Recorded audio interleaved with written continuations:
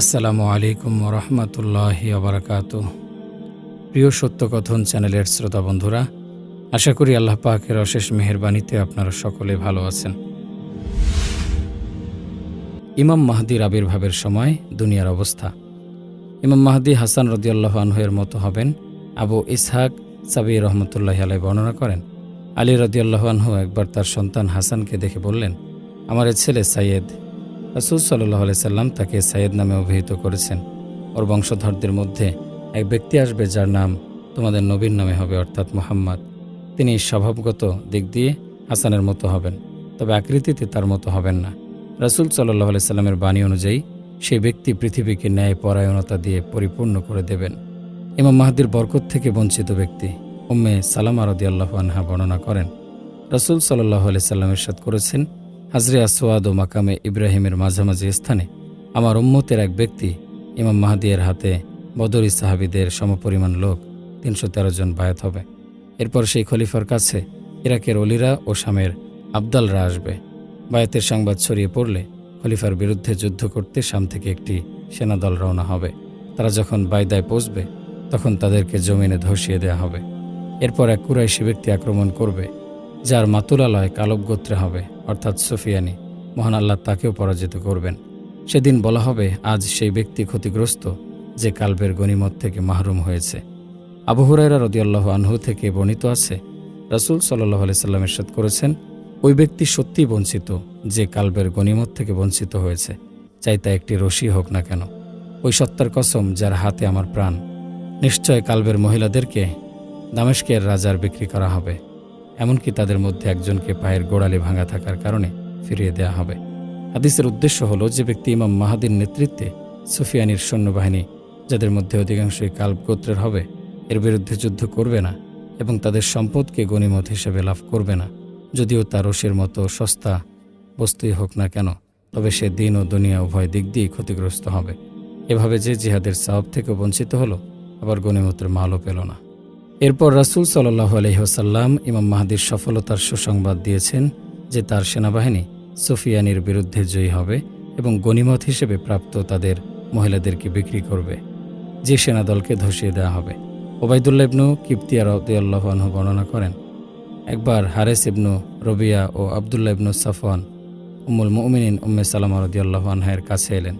আমিও দুজনের সঙ্গে ছিলাম। তারা তাকে সেই সেনাদলের ব্যাপারে জিজ্ঞেস করল, যাদেরকে ভূগর্ভে বিলীন করে দেওয়া হবে। এটি সে সময়ের কথা যখন আব্দুল মালিক ইবনু মারওয়ান আবদুল্লাহ ইবনু জুবাইর রাদিয়াল্লাহু আনহুর উপর আক্রমণ করেছিল। উম্মে সালামা রাদিয়াল্লাহু আনহা তাদের প্রশ্নের উত্তরে বললেন, আমি রাসূল সাল্লাল্লাহু আলাইহি সাল্লামের মুখে শুনেছি, এক ব্যক্তি হারামে কাবায় আশ্রয় নেবে।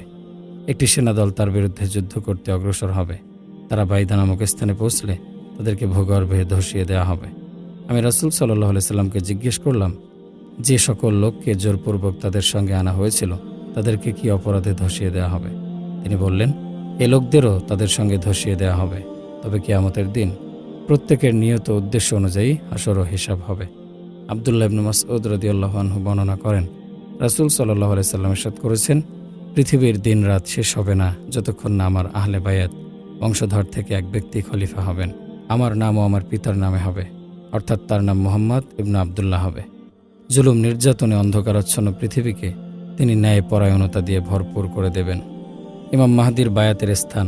আবু হুরায়রা রাদিয়াল্লাহু আনহু আবু কাতাদা রাদিয়াল্লাহু আনহু থেকে বর্ণনা করেন, রাসূল সাল্লাল্লাহু আলাইহি সাল্লাম ইরশাদ করেছেন, এক ব্যক্তি তথা ইমাম মাহদি এর হাতে হাজরে আসওয়াদ ও মাকামে ইব্রাহিমের মাঝামাঝি স্থানে খেলাফতের বায়াত গ্রহণ করা হবে। মক্কার লোকেরাই বাইতুল্লাহর অমর্যাদা করবে, এ কারণে আরবরা ধ্বংস হবে। তারপর হাবশিরা আক্রমণ করে কাবা শরীফকে পুরোপুরি বিরান করে দেবে। এরপর তার কখনো আবাদ হবে না। এই হাবশিরাই কাবার গুপ্তধন বের করে নিয়ে যাবে। ইরাকবাসী ও শামবাসীর ওপর নিষেধাজ্ঞা। জাবের ইবনু আবদুল্লাহ রাদিয়াল্লাহু আনহু বর্ণনা করেন, এমন সময় আসন্ন যখন ইরাকবাসীর জন্যে রূপা ও শস্য আমদানির ওপর নিষেধাজ্ঞা জারি করা হবে। তাকে জিজ্ঞেস করা হলো, এই নিষেধাজ্ঞা কাদের পক্ষ থেকে হবে? তিনি বললেন, অনারবদের পক্ষ হতে। কিছুক্ষণ চুপ থেকে বললেন, অতি শীঘ্রই এমন সময় আসবে যখন শামবাসীর ওপরও এই নিষেধাজ্ঞা আরোপ করা হবে। জিজ্ঞেস করা হলো, এই অবরোধ কাদের পক্ষ থেকে হবে? তিনি বললেন, রোমানদের পক্ষ হতে।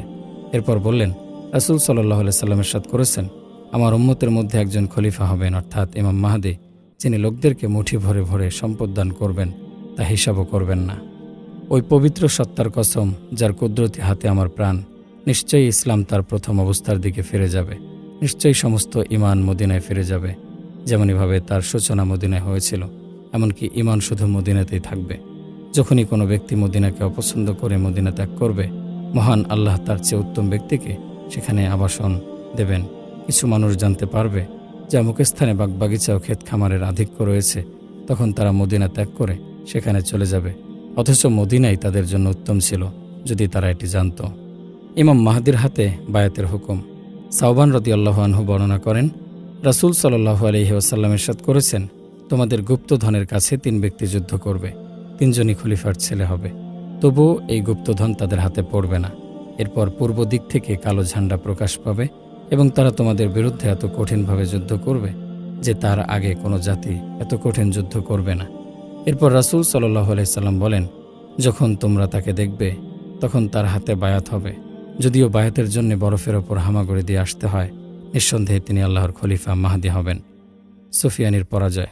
আবু হুরায়রা রাদিয়াল্লাহু আনহু বর্ণনা করেন, রাসূল সাল্লাল্লাহু আলাইহি সাল্লাম ইরশাদ করেছেন, দামেস্কের দিক থেকে সুফিয়ানি নামক এক ব্যক্তি আত্মপ্রকাশ করবে। তার অনুসারী হবে কালব গোত্রের লোকেরা। তারা যুদ্ধ করবে, নারীদের পেট ফেরে ফেলবে, শিশুদেরকে হত্যা করবে। তাদের মোকাবেলা করতে কায়স গোত্রের লোকেরা একত্র হবে। সুফিয়ানি তাদের সঙ্গে যুদ্ধ করবে এবং এত অধিক হারে মানুষ হত্যা করবে যে কোনো উপত্যকায় নিহতদের লাশ থেকে শূন্য থাকবে না। সে সময় আমার আহলে বায়াতের মধ্য থেকে একজন হারামে আত্মপ্রকাশ করবে, অর্থাৎ খলিফা মাহদী। সুফিয়ানি এ সংবাদ জেনে তাদের বিরুদ্ধে যুদ্ধ করতে একটি সৈন্যদল পাঠাবে। তারা পরাজিত হলে সুফিয়ানি নিজেই তার সহচরদের নিয়ে রওনা হবে।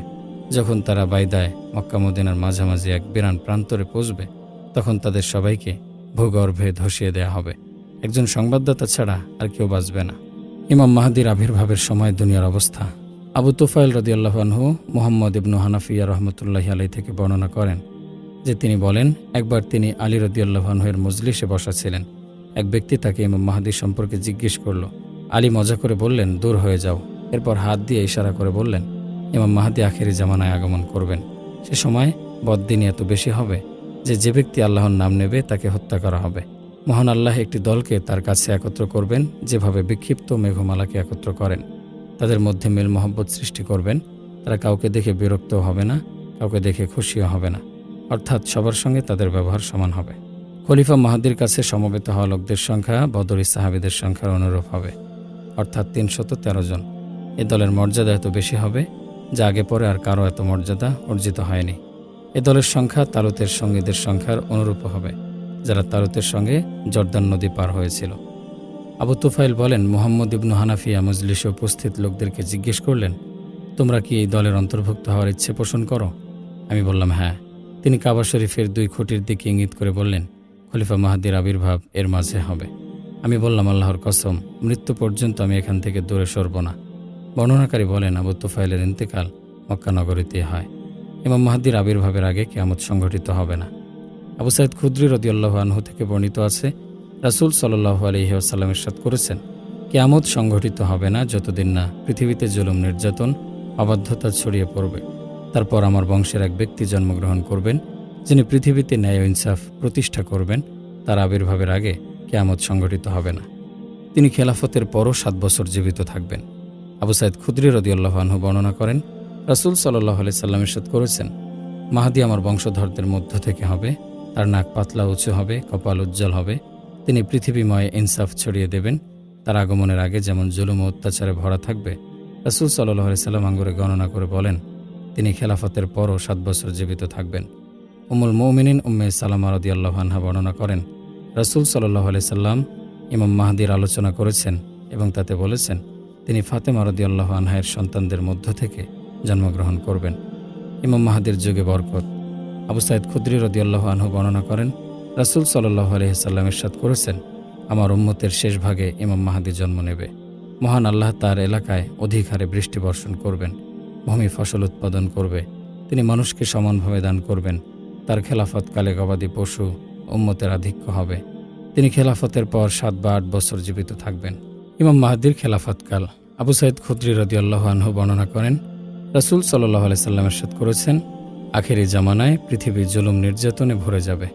তখন আমার বংশধরদের মধ্য থেকে এক ব্যক্তি জন্মগ্রহণ করবেন এবং 7 বা 9 বছর শাসন করবেন। তিনি তার খেলাফতকালে জুলুম নির্যাতনে আচ্ছাদিত পৃথিবীতে ন্যায় ও ইনসাফের শাসন কায়েম করবেন।